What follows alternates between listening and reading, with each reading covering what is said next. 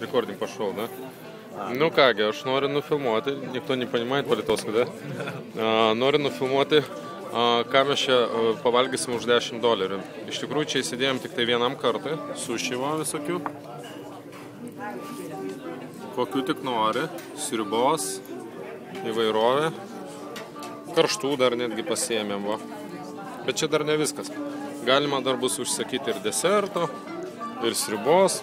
Вот таким ресторанеле. О, это Паша. Лабадьена. Лабадьена. Серега, скажи что-нибудь по-литовски. Вообще. Бери камеру. Андрей, как ты? Лабадьена. Вот, короче, ребята, я так понял, все довольны, улыбаются. Потому что... грустим. Особенно я грущу. Да, в принципе. Типа, а кому сейчас хорошо? Это столик. Буржуи кушают. Nu, mes čia pasiėmėm tik tai startui.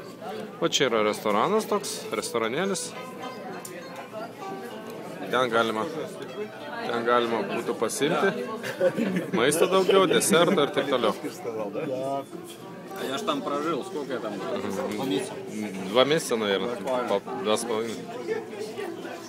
Tai va, žodžiu, už 25 litus galima valgyti kiek tik nori.